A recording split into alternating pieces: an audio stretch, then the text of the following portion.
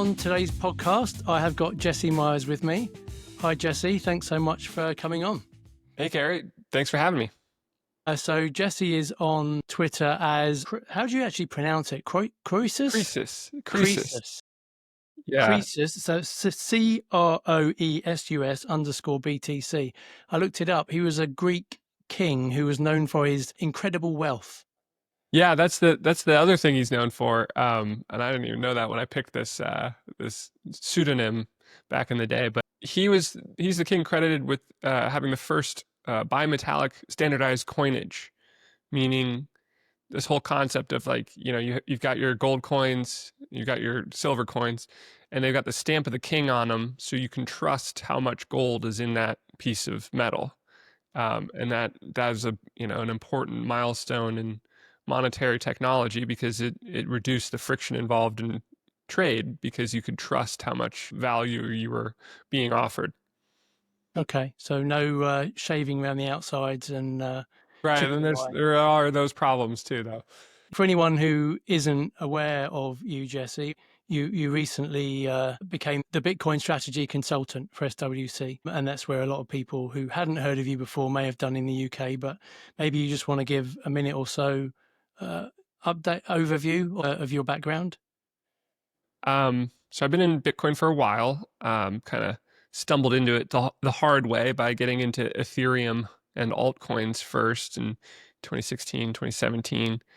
And then the bear market in 2018 kind of forced me to figure out what I had wrong, and that led me to Bitcoin. So I've been full-time since in the Bitcoin space. Prior to Bitcoin, I was a management consultant at Bain & Company and got my MBA at Stanford, and that's where I stumbled into altcoins and went down the rabbit hole there. So yeah, I've been around. I don't consider myself an OG, but increasingly people describe me that way, and I reject that. I think OGs are people who bought Bitcoin at under $100 a piece, and I was nowhere near that. Yeah, it would be nice to be an OG, but to be honest, I probably know some and just don't realize that's what they are, because I suspect most OGs don't want to advertise the fact too loudly. Yeah, I think that's right. I've had a few DM conversations over the years with people who have under 100 followers, but it turns out that they are early Bitcoiners. I think that's the most common kind of OG. Yeah, I'm sure I'd be the same if I had that many Bitcoin that I'd purchased that early. So the first question I ask all my guests, Jesse, is what's your earliest memory of money? That's a fun question. Huh. I can't really pick out like a specific memory, but I can pick out sort of like a feeling of wanting to hoard, wanting to save, and I think that probably came from my parents. They wisely, in hindsight, bought a house that kind of maxed out their ability to pay the mortgage, right? When I was a little kid, and so that kind of colored a lot of like money in the early days for me. Is like, oh, you got to save it to pay the mortgage because that's what we're doing, So I think that's kind of the first flavor, the first feeling of money is like, oh, you gotta save it because it's precious and it goes towards the mortgage. Yeah. So were your parents both hard workers as well? Did they have to work hard to have enough to pay for that mortgage? Yeah, my dad was a professor and my mom at the time was an elementary school teacher. So both teachers. And so you adopted that mindset of trying to work hard and save the money that you earned. Yeah. Yeah. And then, I suppose later on, I went to a very good private school. I'm always confused in the UK. I think you guys call them public schools, but I had to pay to go to school, right? And it was a very good school. And there were a lot of very rich kids in my school as a result of that. It was kind of like, they were kind of the super smart kids and then the really rich kids, and some overlap, a fair bit of overlap between the two. And yeah, so, I have a I've always had that sort of feeling of like not having nearly as much as my peers, I guess. And so I think that's like another formative layer of my relationship with money. Yeah. Yeah. And how did that make you feel at the time when you remember going to this school where you were probably rubbing shoulders with kids whose parents brought them to school in a sports car and they had a massive house with 4 pools and a heliport or whatever? Did that, Yeah. Yeah. did you, I think there's two different ways, isn't there? Either you kind of feel driven to try and reach that level, or you kind of think, actually, does that really make them happy? Are they happy kids? Is it a happy family? How did that influence you? Yeah, see, that's interesting. I didn't ask myself the latter question very much, but I, from an early age, there was always kind of trying to get a sense for like how did they make their money and like what does it take to get to here. And I suppose I always felt a little bit outside looking into that world. You know, you were always a guest if you are not one of the rich families, but you're welcome because you're friends with them. So outside looking in sort of experience, but you know, you do sort of start to pattern recognition, learn, okay, this is what it took for this family to get here as you kind of learn more about these various families. And I think that also is, you know, went hand in hand with like, okay, how do you, what do you need to do to get into that sort of place? And okay, you got to work hard, you got to find an industry, you got to add a lot of value. You got to be contrarian too. You got to be early. These are things that can work. And most of all, you have to work hard and be good at what you do. Did that influence your career path as well? Yeah, I was most interested in like biology in high school.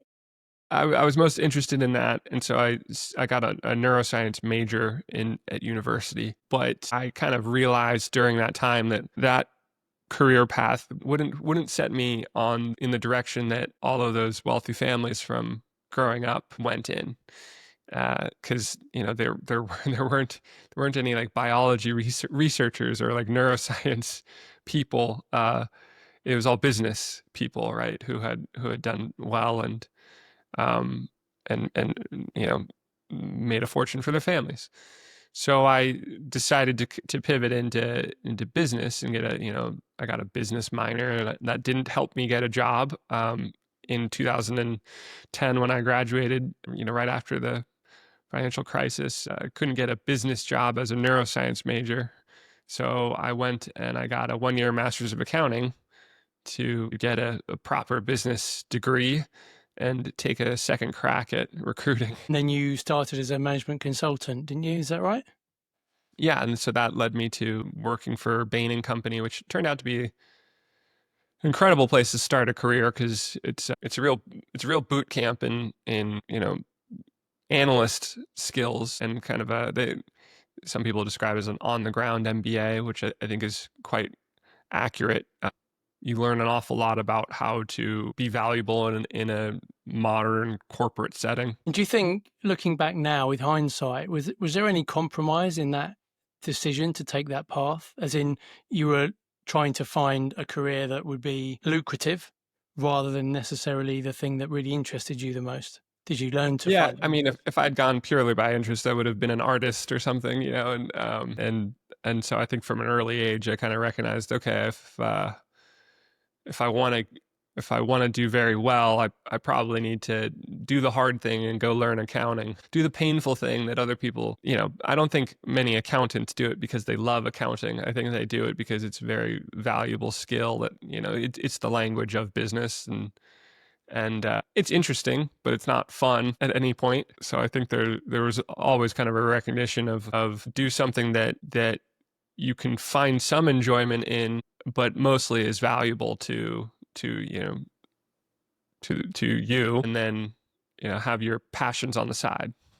Yeah, yeah, it's interesting. It was similar for me, I guess. I fell into accountancy because I was quite good at maths and English at school, and the school just said, well, maybe accountancy, they paid quite well and there's lots of jobs, you should get a job at the end of it. And again, I kind of reflect back on that now and think it's quite a fiat mindset, which is you're doing it for the security and to earn the money. But actually, I wonder, do you think over time, as particularly as people like us have kids and maybe have a different outlook on life, that more youngsters will start following their passion rather than maybe compromising and going down the route that pays them the most money? Yeah, I do wonder about that with the Bitcoin future. It used to be a very popular topic like 5 years ago in Bitcoin of talking about the trying to set up your family in a way where you can propagate 7 generations of wealth, which was, I guess, sort of a derivative, like a Native American concept of like 200 years of stewardship over the land and your tribe or whatever.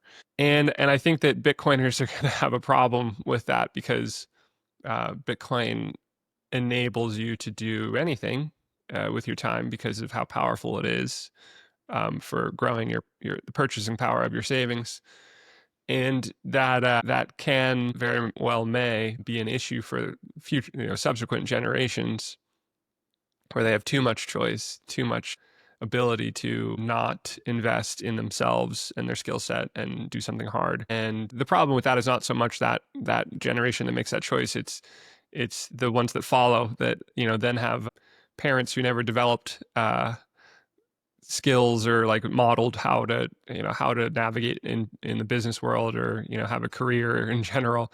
Instead, they have bon vivant parents who never really taught them how to, uh, you know, how to do that. And then you lose that, I guess, that lineage, that family capacity for working hard and doing well in the work world, and then from there you're kind of doomed, right, to squander further. So I think that's like it's a double-edged sword, I guess, with Bitcoin. Of it creates incredible freedom, but that could be problematic for future generations in a lineage. I don't know the answer to that problem, and I think we're all going to have to navigate that. I guess maybe as we move more into a Bitcoin standard world, it might be easier to try and keep that lineage going. Whereas at the moment, in a very fiat world, you go to, in this country, we've got massive country homes that 5 generations ago were full of servants, and they were kind of so rich, people living there, and then generation after generation, it sort of gets watered down as you've described, and in the end, Yeah. it's sold to the National Trust because the people can't run it anymore. Is that a common pattern in the UK? I've always Well, wondered about. over multiple generations, yeah. I Yeah.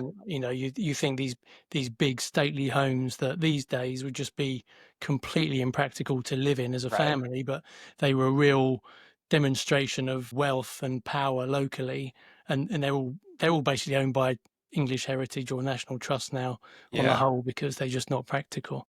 And those estates were funded by farming in the local area that on land that family owned, or was that like, investments in the colonies that they were just I guess hand there'll over be fist?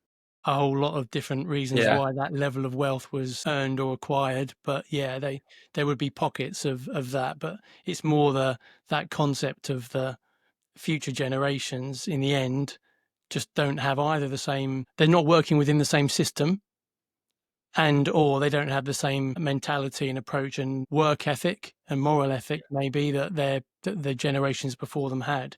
So it gets squandered, and in the end, it gets lost. And I do think there is a risk of that with Bitcoin, but I just wonder that if we believe we're moving away from such a fiat focused world, as Bitcoin becomes more prevalent, it might be easier for, I don't know, my daughter to say, I would just want to be an artist because I love doing that. She may not earn lots of money doing it, but she doesn't have to because she may have Bitcoin that will enable her to put a roof over her head.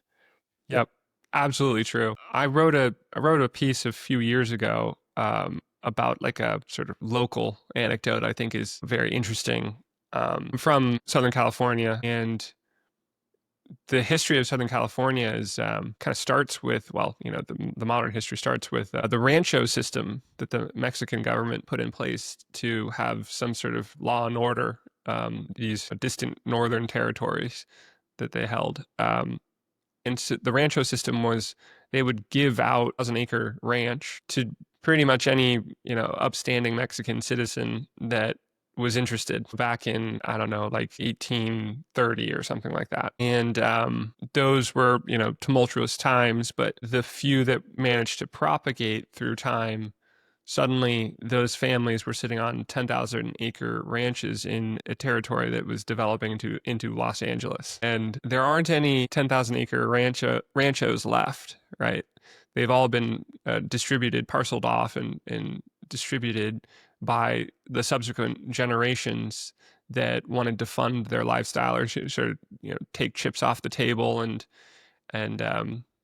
there's one example of the town of Camarillo, which was the 10,000-acre ranch owned by Juan Camarillo, and it was kind of it's a 30-minute drive from Los Angeles, so far away back then, but now very much a suburb of Los Angeles and probably $1 million an acre or more in land value that has sort of turned from just farm ranch into subdivisions as they've sort of sold off over time. And part of that is to pay estate tax, with each subsequent generation having to pay that to the government. So that story played out all over Southern California, and there aren't any anymore. And I think that's instructive for how Bitcoin will inevitably go, especially when you think about like early Bitcoin whales, people who have thousands of Bitcoin.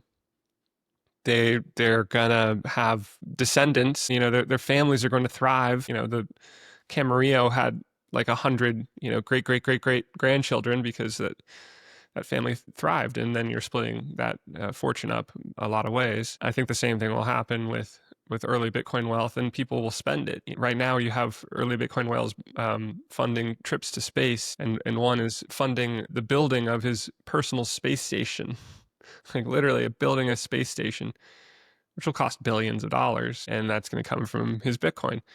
And so I think over time, that's how Bitcoin distributes, and it's inevitable. We have this historical analog of that's how the Western frontier and real estate in the West was eventually distributed. The people who were early and held it made a fortune, and then their descendants inevitably spent it, whether on taxes or to fund their lifestyles. And that's just how it goes with any new store of value asset. Yeah, over time it gets watered down, and then there's nothing left. Right. Because it's all been spent. Another article you wrote, which a lot of people have commented to me about how good the article is, was one about the Yuppie Elite really struggling to open their minds to Bitcoin. I could give a brief synopsis, but you'll probably do it much better than me. And for anyone that hasn't read it, but do you want to just give maybe a 30-second appraise of your kind of summary of that? Yeah.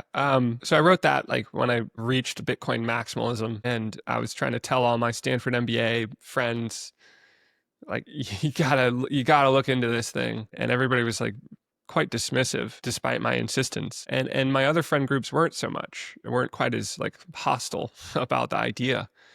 So it fascinated me, and people at the time sort of described it as like an IQ test, but these are my Stanford MBA friends who are super smart. So I came up with this sort of mental framework that I put out in this article of it's about being smart, but it's also about how much you trust the system, because that was kind of the common thread that I could see of like people who have high trust in the system really reject Bitcoin as viable, and people who have low trust in the system or negative trust in the system really are much quicker to see the value proposition of Bitcoin, because it is unconfiscatable, immutable. It sits outside of the system. Nobody controls it, and so I've found that Bitcoin maximalists tend to be smart and highly distrusting of the system. Whereas my MBA friends are smart and highly trusting of the system. And frankly, that's where I was too, right? Like I was a part of the system. I was in the Yepy Elite. I was in the ivory tower, and coming to Bitcoin was a process for me, a rather painful process of digging in, finding stuff that made me uncomfortable as I learned about monetary history and central banking, so on. And then having to either reject that or, acknowledge it and grapple with it and resolve that dissonance in order to like go deeper down the Bitcoin educational path, which I did. I chose the path of like this uncomfortable truth, and that eventually led me to understanding Bitcoin and accepting it for what I think it is. And I think that story that I lay out in that piece resonates with people because everyone has that, those friends. Every Bitcoiner has those friends who, are smart. They're professionals. They probably work in finance or in business, and they reject Bitcoin because it doesn't fit with their worldview that they've invested so much into over, their education and their careers. So it's a fascinating, like, sociological phenomenon that the Yuppie Elite dismiss Bitcoin, but I think that's the reason. Do you think over time, as the system that he's repaying them so well at the moment, as that starts to break down, and obviously at certain levels we're seeing that already, do you think that will put more chinks in the armor of those Yuppie Elite that are so entrenched in the system? They start to be affected.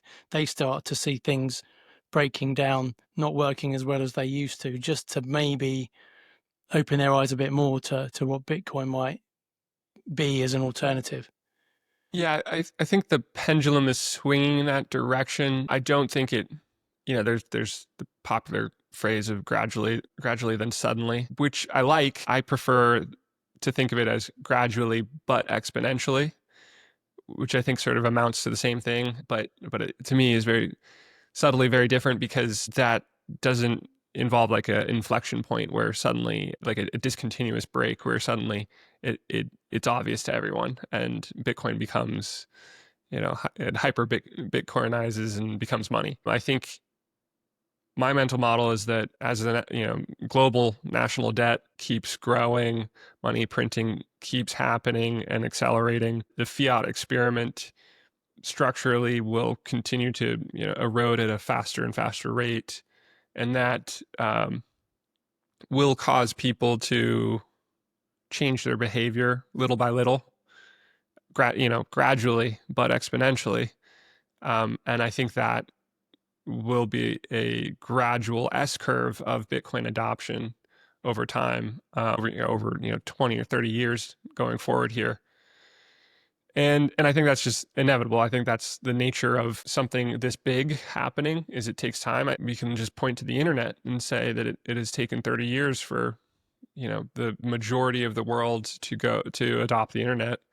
And I think this will be the same. And so, I think that all adds up. Like for every Yuppie Elite, for every person, there will be different data points that sum up in their head to, okay, maybe I should own some Bitcoin. And that'll happen at different times for different people. And, as they see other examples of adoption, the sort of viral effect of that will influence the next slice of adopters to take action, and that story will play out for the next 30 years. Do you think it will take that long, though? Do you think that fiat still has got 20, 30, 40 years left? Yeah, I think that I have a couple thoughts here. That I think that the earliest Bitcoin adopters are often the most absurdly bullish, and they usually, well, for the last 16 years, they've been wrong about how fast it will be. But that predisposition to think like, oh, it's going to happen right now. I need to buy some Bitcoin immediately because this transition is going to happen next year, caused them to be early adopters. So they've been right to hold Bitcoin. They've been wrong about how fast it will happen. And so I think that plays into this here too. I think that anybody in Bitcoin right now probably has an unrealistic timeline about how quickly this will happen and how much of a burning platform there is. Because Bitcoiners have, looked at the problem and decided, shit, I should not be holding the assets I'm holding. I should be buying Bitcoin instead.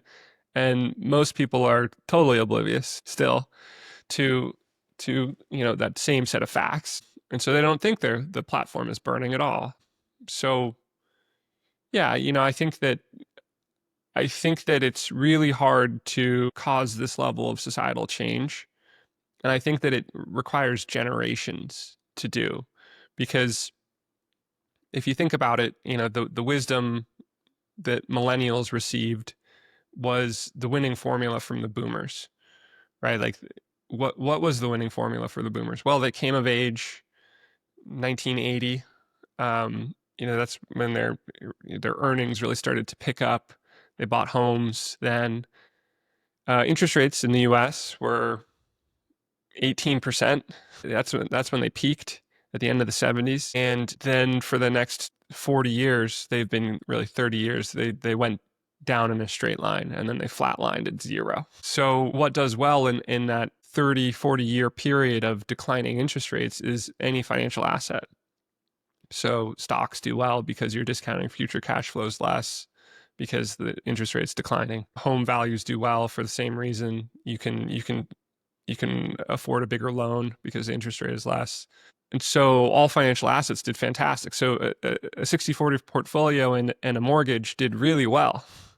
And that's the advice that boomers have passed on to the next generations is just plow your money into your mortgage, just max out your retirement account, and you'll get rich like I did. That's what we've all been told. And I think obviously that's wrong, because you can't have 30 more years of declining interest rates. They go up from here, and that has begun. And all sorts of other structural problems with fiat at this point going forward. So I think, the winning formula over the next 30 years, the winning formula for millennials and Gen Z is stack sats and stay humble. Yeah, definitely. And Yeah. and I think that, that will be what our generation propagates to the next generation, as like look around you, who did well. It was the people who stacked sats. And so that's the winning formula. And I think that becomes the consensus wisdom a generation from now. But, this necessitates generational timeframes for this level of change to occur. Yeah, I love the meme, nothing stops this train, the famous Lynn Alden quote. But probably if that had been memed into existence 10 years ago and looking at the national debt there was then, most people, especially Bitcoin maxis, would have said, well, you must be coming towards the end now because Right. it's up here. And I And think that yeah, that we keep was going. like a different flavor of the same meme was Ron Paul in the US. Like, he was saying, like, this is unsustainable. We can't be doing this. And a very small group of people heard that message. I fell for the sort of smearing of him as being a kook, and never evaluated his positions. But those who did, I think, found Bitcoin early because they were already primed to be like, this doesn't make any sense. I don't trust the system. Nothing stops this train. Yeah. And I they think found the Bitcoin issue early. is nothing stops the train. The train's speeding up, but it's on a very, very, very long track. Yeah, you're right. That's right. That's the problem. The other thing that I was interested to ask you your thoughts on, going back to the Yuppie Elite thing again, is do you think any of Bitcoin's non-financial benefits might also be a conduit in a way for some of those individuals to open their eyes to Bitcoin, whether it's energy conservation, giving banking to the debanked, et cetera, et cetera? I mean, there's Yeah, obviously loads. those are the two that popped to mind immediately.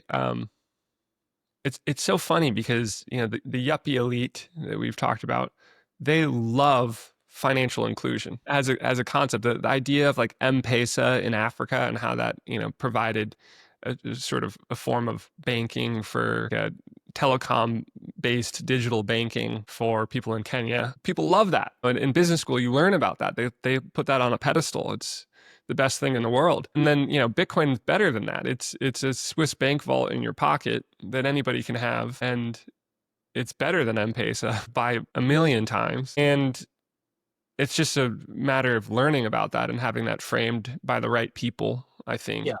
Unfortunately, like media outlets like The Economist or New York Times or The Times are very much in that liberal establishment and really mouthpieces for the politics of the establishment. And of course, Bitcoin threatens that level of control that the establishment enjoys. So we continue to get these bad takes from prominent media because they're uninformed, and And it's part of what I write about in the Yepy Elite is they all think that it's a scam that only dumb people fall for, but that's not what Bitcoin is. It's something that people who don't trust the establishment find value in.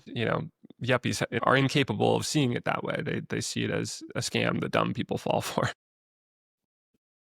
So anyway, I think that financial inclusion is a winning topic for Bitcoin, and that will eventually make its way into common understanding. I think possibly more exciting, and I think probably more readily understood, is what Bitcoin does for energy infrastructure in the developing world in particular. If you look at gridless compute in Africa, it's an unbelievable model for what Bitcoin can do in terms of energy infrastructure development. Because there's a two-sided problem there of like you can have a waterfall suitable for a hydropower installation, but if you don't have a buyer there, if there's no industry there that is a willing buyer for that produced energy, then there's no business case for installing that hydropower there. But Bitcoin creates that buyer of last resort, foundational buyer who can co-locate with you.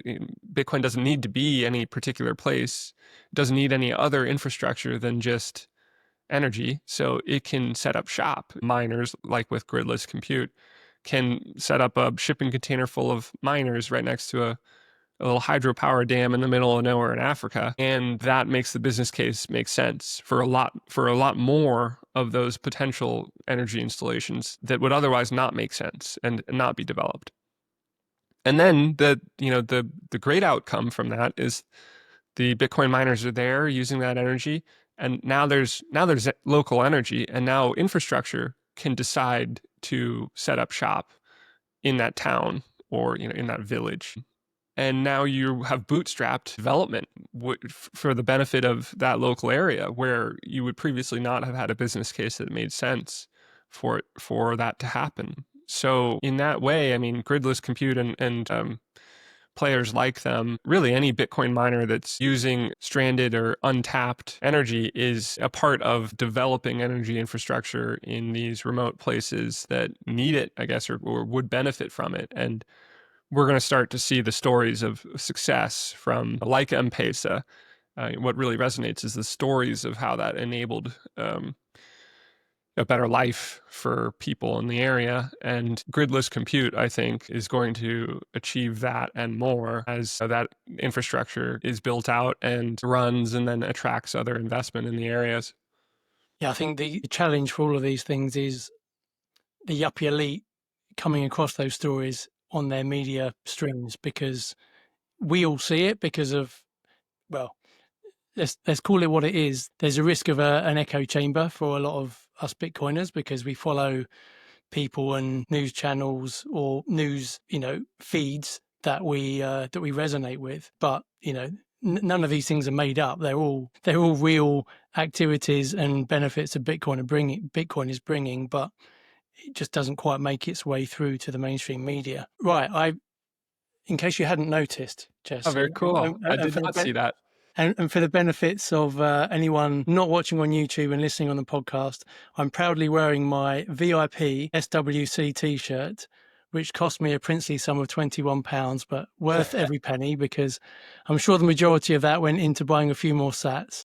That's right. So yeah, let's open it up by just maybe giving us a little bit of background to how you became involved with SWC, Smarter Web Company. Obviously, you were part of UTXO, but, well, yeah, just how that came about. Yeah. So I have been talking to Dylan LeClaire for years, and over the last year, he started to nudge me like, "Hey, you gotta really look into this Metaplanet stuff." I talked to him at a Sailor's New Year's Eve party in Miami, and then we had a follow-up chat a bit after that where he was just like super pumped about Metaplanet and basically was like, you should there's going to be more companies like this that need help to implement this kind of strategy. And I said I was interested, and so I got connected by him to UTXO and have been helping out with Moon Inc. in Hong Kong, and then met Andrew and started helping out with Smarter Web, and Smarter Web has grown a ton and had a lot of success as the leader in the UK of basically the MetaPlanet model for Bitcoin treasury companies. So that's been more and more of my time. It's been very exciting. And I'm eager and thrilled to help contribute to what I see as a developing story that's along the same lines as MetaPlanet 15 months ago, or maybe 12 months ago. And I think MetaPlanet really kind of proved that this can be done, and that there's going to be a leader in every capital market, and it can start small and grow and develop that investor base and slowly build that balance sheet through this playbook of accretive dilution. And we're following it, so I think it's a super exciting time. It's the most interesting thing that I've seen in my career. I mean, I think this industry becomes a massive industry. I think this is how TradFi capital comes to Bitcoin, because I think for the last 16 years, people have sort of assumed that eventually investors everywhere will just liquidate what they have and buy spot Bitcoin and put it in cold storage and capitulate into the Bitcoin cypherpunk idea of how the world will develop. But of course, that's a higher bar. And what Bitcoin treasury companies do is they offer a few services to TradFi capital, right? Like first and foremost, here's a vehicle by which you can get exposure to Bitcoin without having to buy spot Bitcoin and set it up. And so, that has its benefits. Of course, it's an operating business that has its own, any Bitcoin treasury company is an operating business. It's a business doing its own industry, but it just happens to choose Bitcoin as its treasury asset and has the explicit goal of increasing Bitcoin per share over time by using capital market tools to do so. And that's attractive to investors, a certain slice of investors, because it's a way to grow your Bitcoin holdings over time. And that's appealing to equity investors. And as we're starting to see with strategy, it's very appealing to bond market capital, fixed income capital that has mandates about what they can invest in. They have to find fixed income, meaning, a set nominal yield to invest in that they will receive every year. And so strategy has created these products to meet that bond capital where it's at and say, we'll offer you 10% and we'll take the proceeds and buy Bitcoin with it, but you'll get your 10% every year. It just happens to be powered by Bitcoin. And I think we're going to see a massive migration of capital from equity markets and from bond market into Bitcoin through Bitcoin treasury companies. And I think there's going to be a winner in each capital market, a winner take most in each capital market. And that all is very exciting for Smarter Web, because Smarter Web's in the UK. That's quite a big capital market with a proud history. And Smarter Web has a 10x lead on its new competitors that have popped up after it. Smarter Web has a next lead in terms of Bitcoin holdings and in market cap. And I think probably also in terms of, investor base and all the other healthy metrics you'd want to see in terms of community development, which puts Smarter Web in a position where I think it's the early days of MetaPlanet unfolding all over again in a different nation. Do you see the MetaPlanet and the strategy playbook as almost the cookie cutter that Smarter Web company will follow, or do you have other tricks up your sleeves or ideas for things that either might work better in the UK, or actually whether some of those things maybe aren't suitable for the UK? Yeah, there's going to be variation, and we'll constantly evaluate opportunities for things that might make more sense in the UK than in the US or Japan. I think that part of why nobody did this for years after strategy did it was everyone kind of assumed that you have to be in the same circumstances as strategy corporation with a cash cow business in order to service the debt, for doing convertible notes. And then MetaPlanet kind of proved that you don't need to be that. You can start small and you can just issue new equity.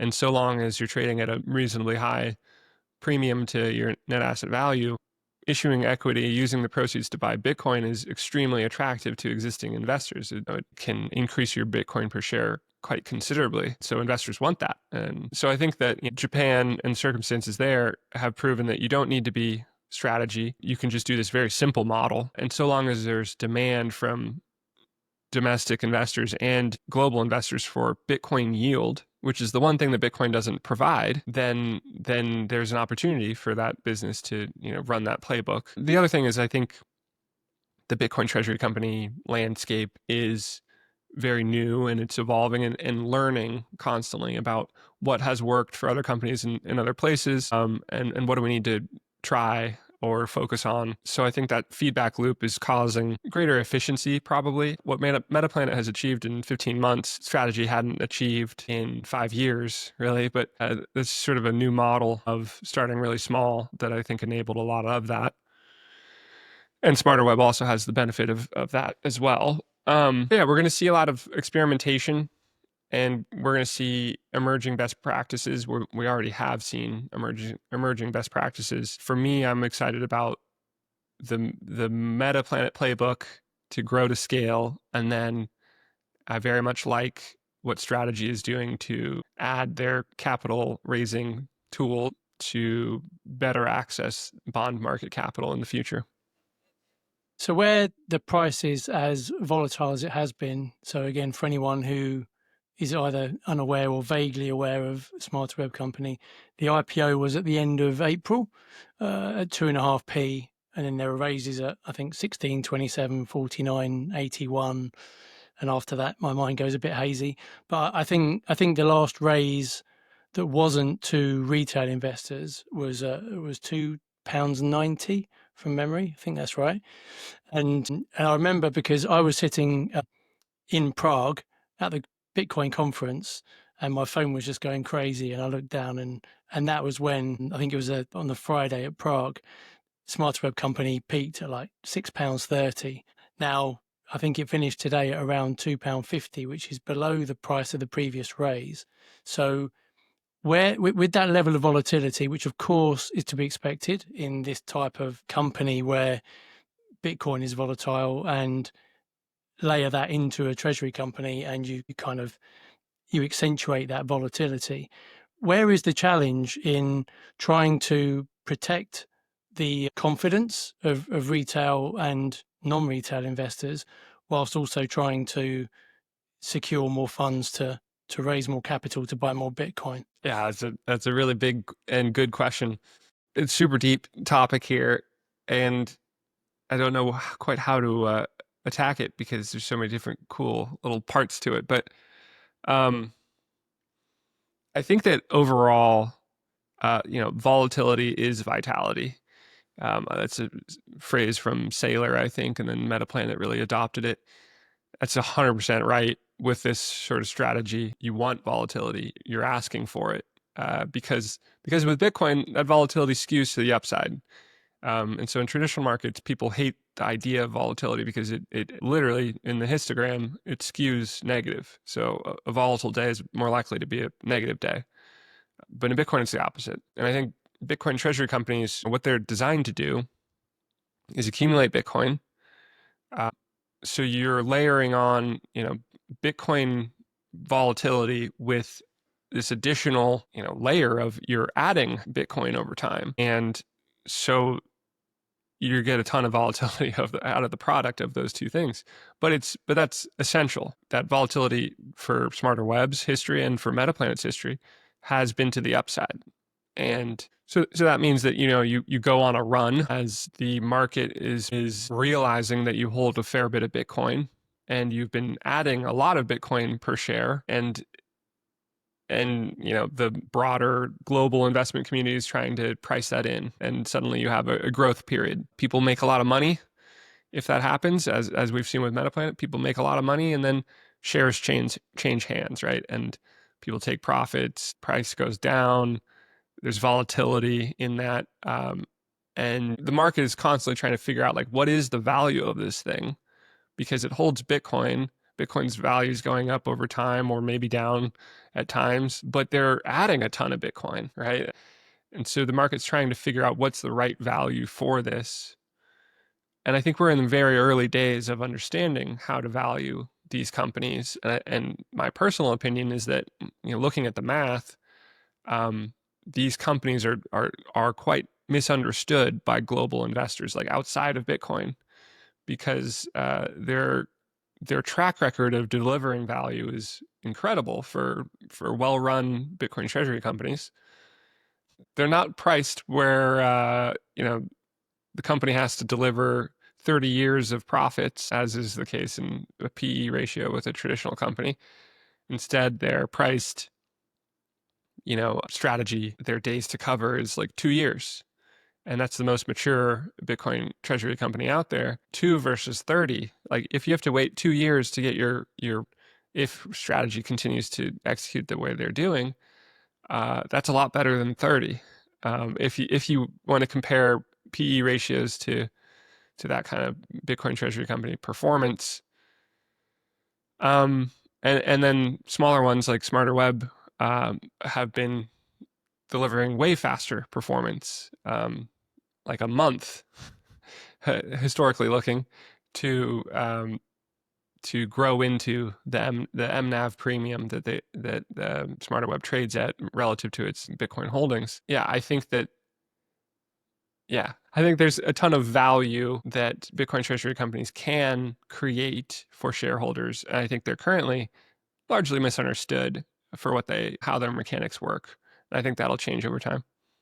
I think, though, with the smaller, younger companies like Smarter Web Co., then do you think that frequent and increasingly bigger raises are important to keep that momentum going and maintain that flywheel? Because otherwise, if there isn't a raise soon, that's whatever soon is, then retail investors will start to say, it's been a while, we've just bought more Bitcoin, but we've only got £4 million left. The share price is lower than the last raise. And, once those things start gathering momentum, then, obviously it can have a really detrimental impact on the price, which then has an even bigger impact on trying to raise the capital if you're going to stick to trying to grow that floor every time you raise more funds. Yeah, the one thing in there is it does impact raising capital with some people and institutions. With others, they see value. So it's so that's significant there. I think that it all comes back to the fundamentals of the Bitcoin treasury company over time. If you're increasing your Bitcoin holdings, increasing Bitcoin per share, then that at some point, and you have a track record of delivering Bitcoin yield at a certain rate, at some point that becomes a very attractive value proposition to any investor globally. I happen to think that, in that example of strategy versus like a PE ratio of 30 in traditional markets, I happen to think that globally investors are underestimating the ability of Bitcoin treasury companies to deliver shareholder value. So I actually think that as global capital starts to learn more about this approach to delivering shareholder value, we might see MNAVs expand considerably because people are willing to, if you get to a point where you understand a Bitcoin treasury company model enough to view it as equivalent to a PE ratio, you're willing to buy strategy at a 2. You're willing to buy strategy at a 15, right? Like that. So I think we're gonna see a shift of sort of premiums that people are willing to pay in traditional equities come down a bit as capital gravitates, discovers that there's perhaps more value by buying lower premiums in Bitcoin treasury companies.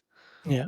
You probably can't answer this question, but if their next raise for SWC was below the share price of the previous raise, do you think that would be acceptable, or only if it was to a scale that existing investors would see the benefit of a large scale investment, and because ultimately it would still have the benefit of the Bitcoin purchase and the flywheel? Yeah, I think it's that latter point. I think so long as, the MNAV is significantly above 1, it makes sense to raise capital to add Bitcoin per share. So, even if that means raising it at a price below the prior round, like that's going to happen because these things are volatile. Like people should be aware that success, what does success here look like? It looks like Metaplanet, and Metaplanet has had, I think, 4 drawdowns of over 50% in its 15-month history. And some of those like quite a bit more than 50%. So that comes with the territory. It's just part of the process of going from nothing to something that's quite considerable. And yeah, I don't think that, I think that raising at a rate that's below the prior fundraised level is fine, so long as you're adding Bitcoin per share in a meaningful way. Yeah. And of course, it could be the institutions that bought in the previous raise at a higher price might be delighted to pay more Right. at a slightly lower price. Yeah, and that's part of where, like, I think there's always a fear with Bitcoin and also with Bitcoin treasury companies of like, is this a bubble that will go to zero if and I should, I should get my profits out while I can. That's a common question in Bitcoin and with Bitcoin treasury companies. But I think in both cases with Bitcoin and treasury companies, there are fundamentals that get better over time. With Bitcoin, it's the reduced issuance rate every 4 years, greater adoption, greater integration into global capital markets. All these things fundamentally get better over time. So we have bubbles in Bitcoin, but when they pop, they don't return to where they started. They find a base at a higher level. That's been the story for 16 years, for 4 cycles of 4 years, really. And I view Bitcoin treasury companies as analogous on a very compressed time frame, where with Smarter Web, we now hold 1,600 Bitcoin. So what's the value of that company? At minimum, I think it's 1,600 Bitcoin. And that's very different from what the company's minimum value might have been, a week after IPO when it held a few Bitcoin. So in that way, very rapidly, the fundamentals for Smarter Web have improved. And if that kind of track record continues to develop, that sort of dynamic would continue into the future. And that sets, like, there could be little bubbles along the way as the market's trying to figure out what's the right value for this, and there's lots of volatility. But if the fundamentals keep improving over time, I think that will reflect. Yeah, I think it's interesting as well. I've given some thought to the next bear market, whatever that's going to look like.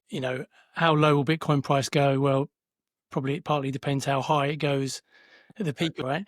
But even if we fast forward to whenever the next bear market is, and without even trying to think about what the price is, probably more retail and investment institutions will be looking to put more capital in slightly less risky assets like Strife, Strike, Stride. And what do those instruments do?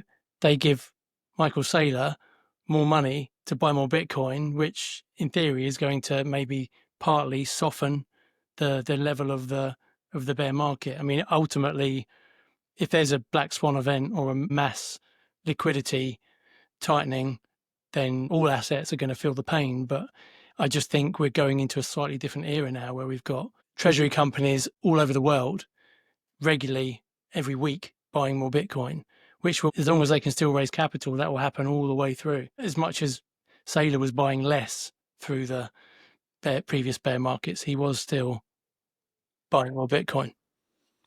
Yeah, we're gonna see how it plays out. There's always something different every cycle, and yet, you know, the same sort of echoes of patterns keep showing up.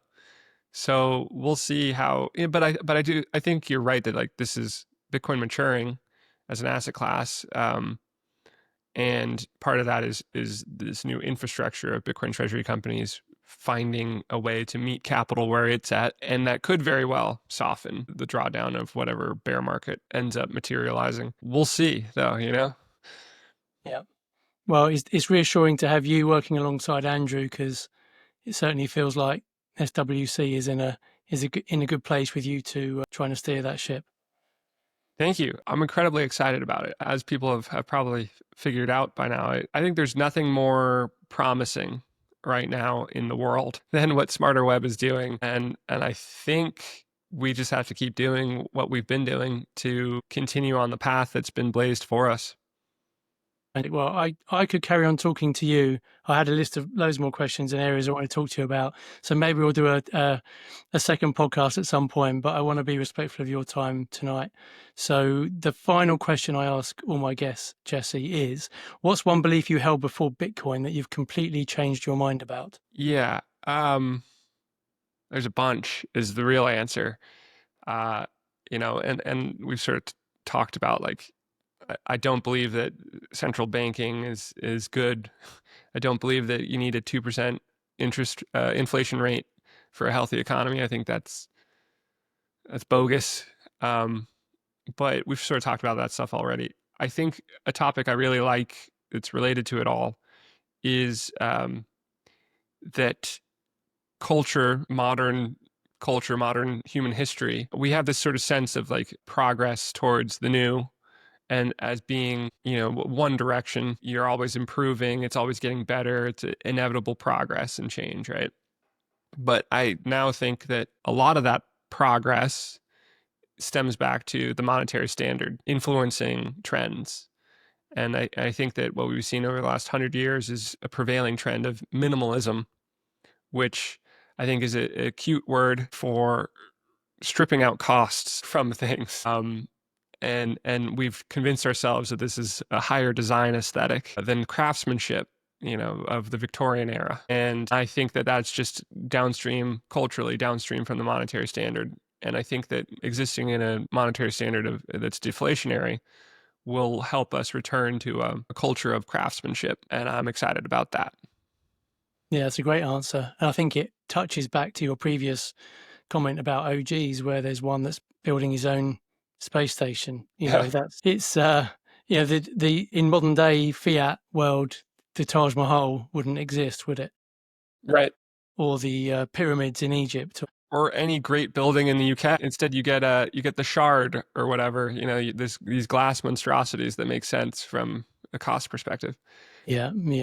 Okay, great. Well, it was great speaking to you, Jesse. Thanks so much for your time, and thanks for everything you're doing and will continue to do on Smarter Web Company. And as I said to you before we started recording, you'd be more than welcome to come to Bury St Edmunds in September, along with James and Andrew. It'd be great to have you there, but I know it's a long way to come. Yeah, we'll see. It's a tough one. If I have a reason, as I told you, if I have a reason to be in the UK, we'll make that happen. But we'll see. I'll have a chat with Andrew and try and make sure that there's a really important board meeting that you need to be there in person, and then we'll see you in September. Great. Thanks again, Jesse. It's great talking to you.